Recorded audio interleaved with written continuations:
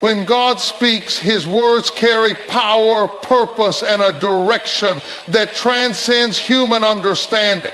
When he says, don't look for work, it's not a command to be idle, nor is it an invitation to complacency. It's an instruction wrapped in faith, a divine call to shift our perspective from striving to trusting. Too often we find ourselves running after opportunities, chasing positions, and exhausting our strength in pursuit of something that may not even be aligned with what God has planned for us. We hustle, we push, we grind. But if God isn't in it, all that effort leads to frustration. When God says, don't look for work, he's calling us to step into something greater than a paycheck. He's calling us into purpose.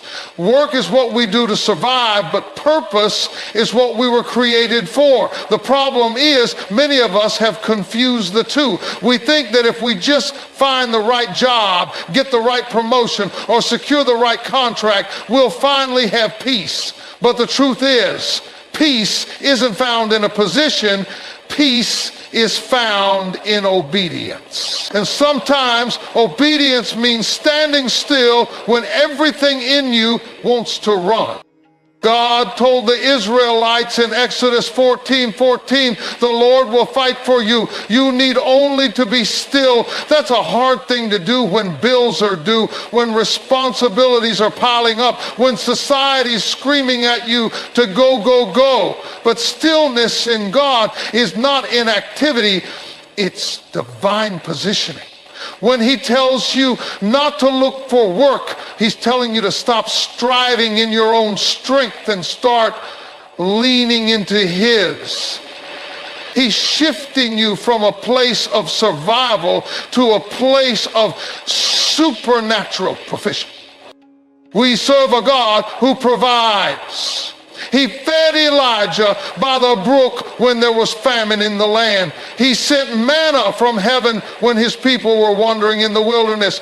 Jesus took 2 fish and 5 loaves and fed a multitude. Provision has never been about our ability. It has always been about God's sovereignty. So why do we worry? Why do we stress ourselves out over things that God has already promised to take care of? Because we've been conditioned to believe that our efforts determine our success.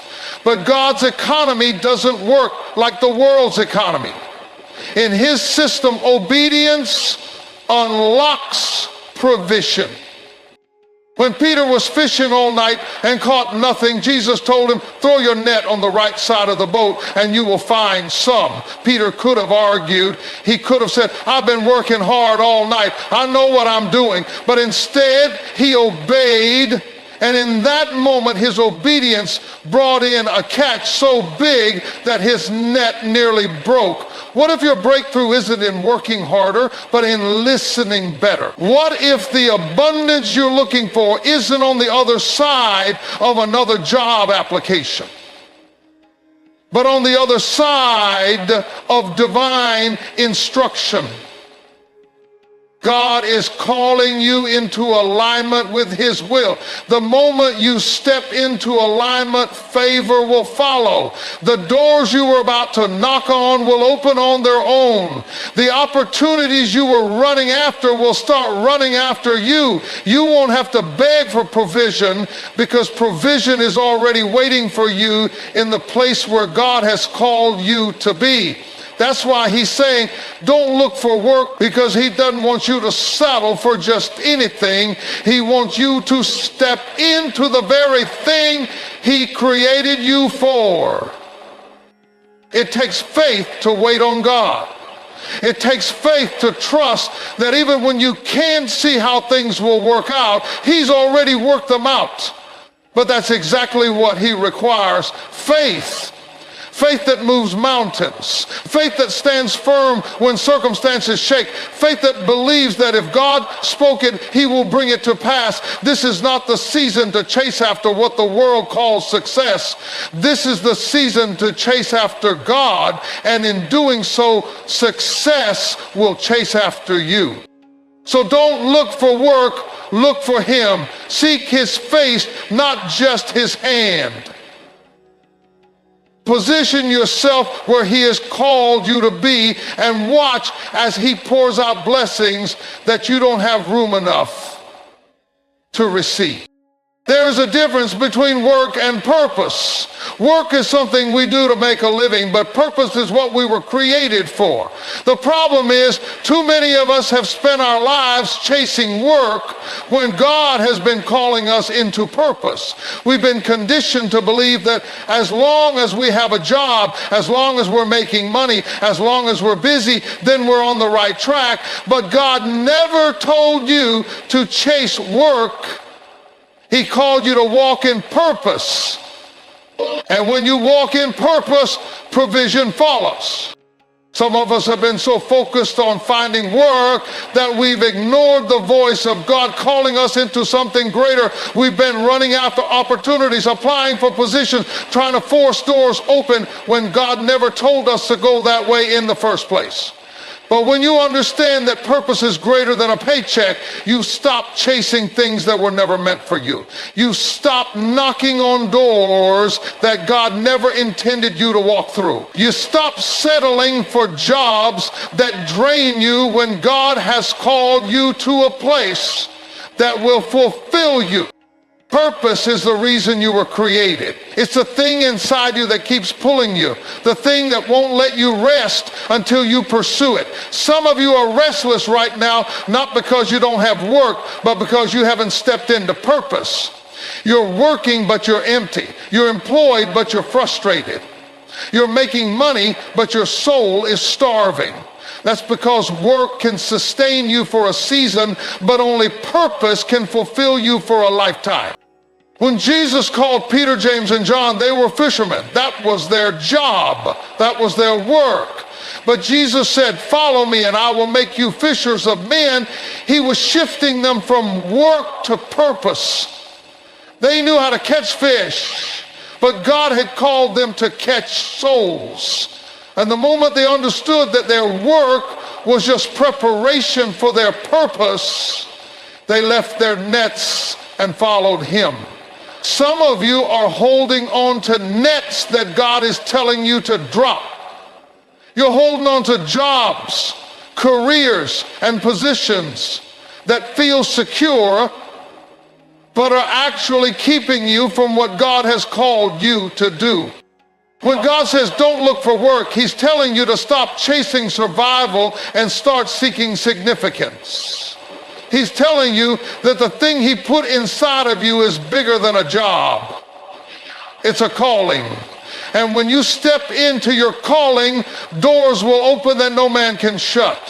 When you step into your calling, resources will find you. You won't have to fight for favor. Favor will follow you. We serve a God who never calls us to a place where his provision won't sustain us. If he called you, he will keep you. If he assigns you, he will provide for you. But you have to trust him enough to let go of what feels safe and step into what he's been showing you all along. Too many of us are afraid to move because we're afraid of lack. We're afraid that if we leave the familiar, we won't have enough. But when did God ever call us to live in fear? The same God who provided for Elijah in the wilderness, the same God who fed 5,000 with 2 fish and 5 loaves, the same God who caused water to come out of a rock, that God is the same today, yesterday, and forever. And if he did it before, he'll do it again. So the question is, do you trust him? Do you trust him enough to let go of work and step into purpose? Do you trust him enough to believe that he has more for you than just a paycheck? Do you trust him enough to believe that he is your source, not your job? Because when you finally stop looking for work and start looking for purpose, everything changes. The peace you've been searching for, it's in purpose. The joy you've been missing, it's in purpose. The provision you've been worried about, It's already waiting for you in the place of your purpose. And the moment you step into it, everything that's been locked up, everything that's been delayed, everything that's been waiting on you is going to be released. So don't settle for work when God is calling you into something greater. Let go of survival and step into significance. Stop chasing jobs and start chasing purpose. And when you do, you'll find that everything you've been praying for has been waiting for you all along. All throughout Scripture, we see moments where God provided for his people in ways that had nothing to do with their labor. He didn't need them to go out and chase after something. He just needed them to trust him. Because when God calls you into something, he doesn't expect you to provide for yourself. He has already made a way. He is not a God who calls and then abandons. He is a God who sustains. He is a God who supplies. And when he says, don't look for work, he's not telling you to sit back and do nothing. He's telling you that your provision will come through his hand, not through your striving. Think about the Israelites in the wilderness. They had just come out of Egypt, a place where they were forced to work day and night, a place where they had to labor under oppression. But when God delivered them, he didn't lead them straight into another system of work. He led them into a season of supernatural provision. Every morning, manna would fall from heaven. They didn't have to plant it. They didn't have to harvest it. They didn't have to work for it. All they had to do was wake up, step outside, and receive what God had already provided. And the moment they tried to store it up, the moment they tried to make it last on their own, it would spoil, because God was teaching them something. He was showing them that his provision is daily. His supply is continuous. You don't have to run after it. You just have to be in the place where he is sending it. Elijah learned this lesson when he was by the brook. There was a famine in the land, but God told him to go to a specific place. And in that place, ravens brought him food every day. Think about that. God commanded the birds to feed him.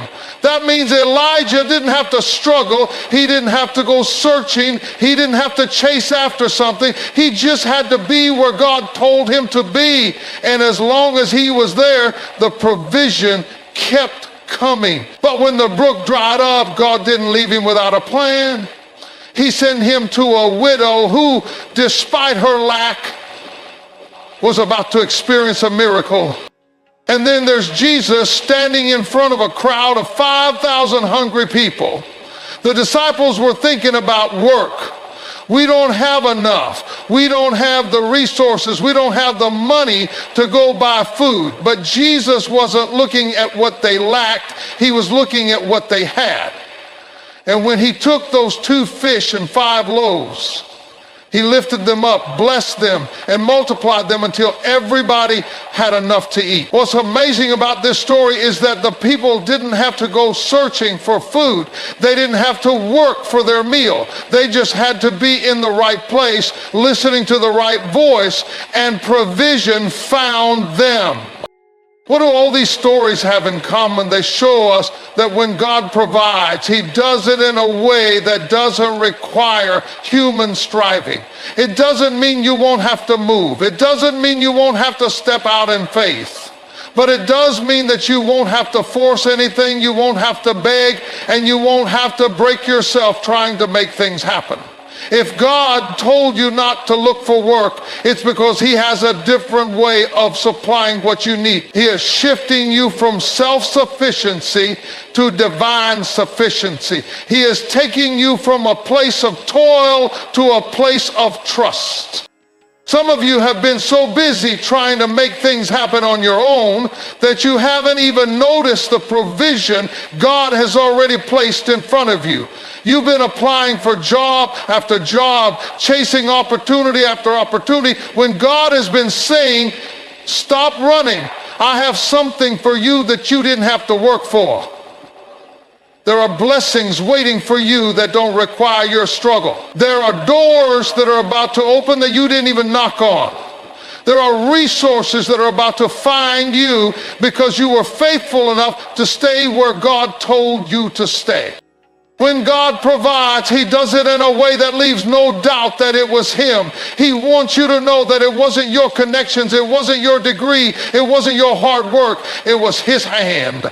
And when you receive something from the hand of God, you don't have to live in fear of losing it. Because if he gave it, he will sustain it. If he opened the door, no man can shut it. If he called you, he will take care of you. So don't look for work. Look for his provision. Look for his instructions. Look for his presence. Because when you are where he wants you to be, everything you need will come to you. All you have to do is trust him. Fear will make you chase after things that God never intended for you. Fear will have you running in circles, grasping at whatever seems secure because you're afraid that if you don't do something, you'll be left with nothing. But faith moves differently. Faith stands firm when everything around it says panic.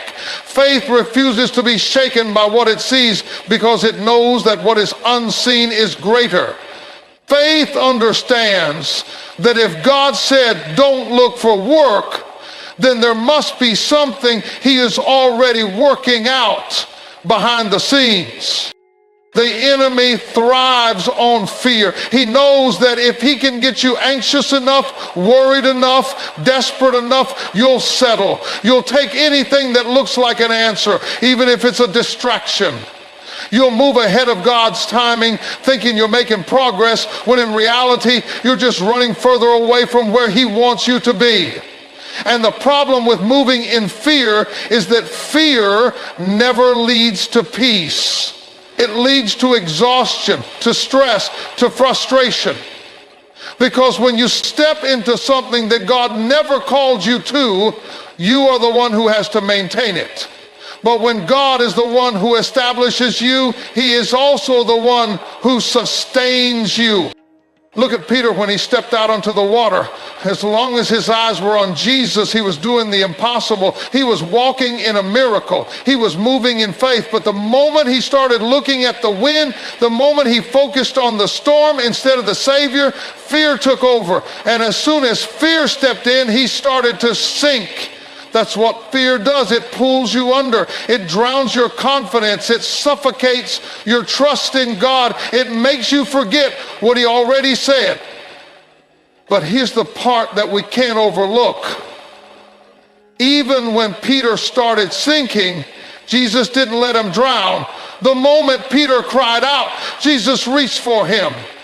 Because God's grace will catch you even when your faith wavers. Some of you are standing at the edge of something right now, and fear is telling you to go back. Fear is telling you you need to find a job, you need to figure this out, you need to do something. But faith is saying, stand still and watch God move. Fear is trying to convince you that God has forgotten you. Fear is trying to tell you that if you don't make it happen for yourself, it won't happen at all. But the devil is a liar. If God said, don't look for work, then that means he has a better plan, a higher plan, a plan that doesn't require you to chase after anything but him. God told Joshua, be strong and courageous. Do not be afraid. Do not be discouraged, for the Lord your God will be with you wherever you go. That means fear is never an excuse to move outside of God's will. Fear is never a reason to step ahead of his timing. Courage is not the absence of fear. It's moving forward in obedience despite the fear. It's trusting that even when you don't see the way, God has already made one. Look at the children of Israel standing at the Red Sea. Behind them, Pharaoh's army was coming fast. In front of them, nothing but water. And fear started to rise. They started questioning everything. Did God bring us out here just to let us die? Did we make a mistake trusting him? But God had already planned their way out before they even knew they needed one. And when Moses lifted his staff, the sea parted. The very thing that looked like an obstacle became their path to the other side. Some of you are staring at a Red Sea in your life right now, wondering how you're going to make it through. But God is saying, stand firm. The same way I made a way for them, I'll make a way for you. Faith isn't about having all the answers. Faith is about trusting the one who does. It's about believing that even when everything in the natural says panic, God is still in control. It's about knowing that if he fed Elijah with ravens, if he fed 5,000 with 2 fish and 5 loaves, if he brought water from a rock, then surely he will take care of you. But you have to silence the voice of fear. You have to shut down the lies that say God has forgotten you. You have to stand firm in the promise that he is your provider, your source, your way maker. Fear makes you run, but faith makes you stand. Fear makes you chase after things you were never meant to have, but faith allows the right things to chase after you. So don't let fear push you into something that is outside of God's will. Don't let worry make you forget who your God is. If he said, don't look for work, then trust him enough to believe that he's already making a way. Because when you stand in faith, provision will find you. Some people hear the words, don't look for work, and immediately think it means doing nothing. They assume it's an excuse to sit back, wait, and hope that something falls into their lap. But that's not how God operates. When he gives an instruction, he expects obedience. And obedience is not passive, it is active. It requires faith, discipline, and diligence. It requires you to position yourself so that when the blessing comes, you're ready to receive it. God is not calling you to be lazy. He is calling you to be aligned.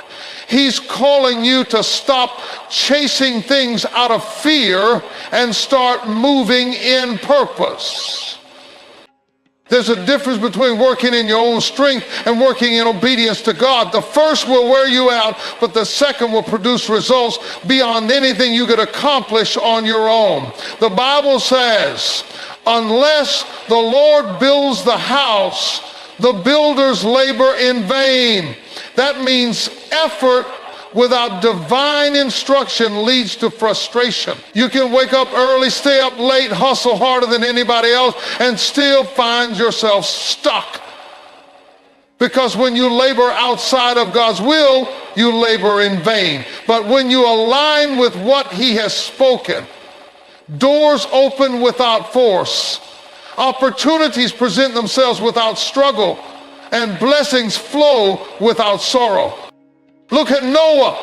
God told him to build an ark, and for years he worked on something that didn't make sense to anybody else. People mocked him. They questioned his sanity. They probably said, why are you building a boat when there's no rain?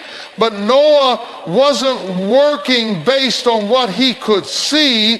He was working based on what God said. And because he obeyed, when the flood came, he and his family were saved. And some of you are waiting for proof before you obey. You want to see the rain before you start building. But God is saying, do the work now, and when the time comes, you'll be ready. Obedience requires faith, but it also requires action. When Jesus told Peter to step out of the boat, Peter had to make a decision. He could have stayed where it was safe, where it was predictable, where he had control. Or he could step into the unknown, where the only thing holding him up was the Word of God. And the moment he stepped, the impossible became possible. But notice, Jesus didn't carry him out of the boat. He didn't force him to move. He gave the instruction, and it was up to Peter to respond. Some of you are waiting for God to drag you into your destiny, but he's waiting for you to take a step.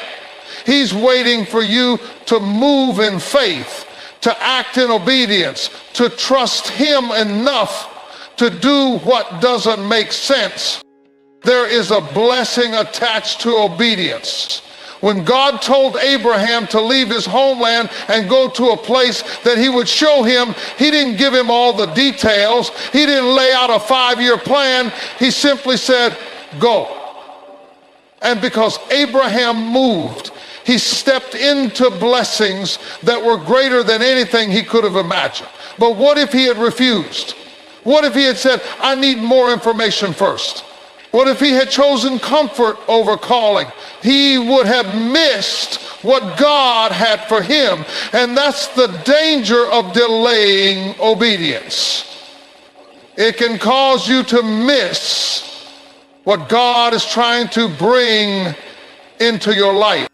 Some of you have been asking God to bless you, but you haven't followed the last instruction he gave you. You want provision, but have you been obedient? You want doors to open, but have you positioned yourself? God is not withholding blessings from you. He's waiting for you to be ready. He's waiting for you to stop running after things he never told you to chase. He's waiting for you to be diligent in the things he has already placed in your hands. Because when you prove faithful over little, he will make you ruler over much. This is not the time to sit back and wait. This is the time to prepare. This is the time to get disciplined, to develop your skills, to invest in the gifts God has given you. This is the time to get in position so that when the opportunity comes, you don't have to scramble to be ready. You already are. Because when God opens a door, you will have time to get ready. You will have to walk through it. And if you haven't been diligent, if you haven't been obedient, you'll miss your moment. So don't look for work. Look for what God has called you to do in this season. Work in obedience, not in fear. Move in faith, not in desperation. Because when you are aligned with his will, everything you need will find. There comes a moment when you have to stop questioning, stop second guessing, and start trusting. A moment when you have to stop looking for confirmation after confirmation and just stand on what God has already said. Because if God said don't look for work, then that means he has already set something in motion. That means he has already orchestrated things in your favor. That means he has already prepared the provision. You just have to trust him enough to walk in it. Trusting God is not always easy. It goes against everything we've been taught. We live in a world that tells us that if we want something, we have to grind for it, chase after it, make it happen. We've been conditioned to believe that if we're not constantly searching, constantly moving, constantly striving, then we're failing. But God operates differently. He doesn't need you to struggle for what he has already promised. He doesn't need you to force doors open. He doesn't need you to run yourself into the ground trying to make something happen. He just needs you to be still and know that he is God. Look at the story of Mary and Martha. Martha was busy. She was moving, working, doing what she thought was necessary. But Mary was sitting at the feet of Jesus, listening, receiving. And when Martha complained, Jesus told her, you are worried and upset about many things, but only one thing is necessary. In other words, Martha was caught up in the activity, but Mary was caught up in the presence. Martha was striving, but Mary was trusting. Some of us have been like Martha, busy, anxious, trying to control things, trying to figure it all out. But God is saying, be still, sit at my feet, trust that I'm working even when you don't see it. There is a blessing in surrender. There is a peace that comes when you finally let go of your plans and fully embrace God's. And that's what this season is about. It's about surrendering control. It's about recognizing that your job was never your source. Your connections were never your security. Your own efforts were never what sustained you. It was always God. every opportunity you've ever received, every door that's ever opened, every resource that has ever come your way, it was God. And if he did it before, he will do it again. The Bible says, trust in the Lord with all your heart and lean not on your own understanding. In all your ways submit to him and he will make your path straight. That means even when you don't understand, even when it doesn't make sense, even when everything in you wants to take matters into your own hands, you have to trust him. Cannot see, he knows what we do not know, and when we trust him fully, he aligns everything according to his perfect will. Sometimes trusting God means walking away from things that feel familiar. It means releasing what you thought was the plan and embracing what he is revealing.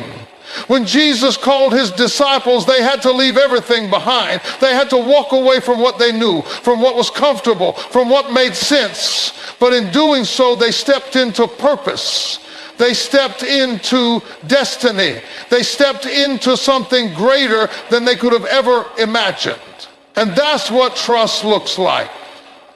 It looks like leaving behind what is safe so you can step into what is supernatural.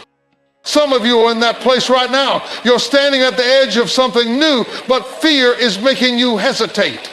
You're wondering, what if this doesn't work? What if I fail? What if I don't have enough?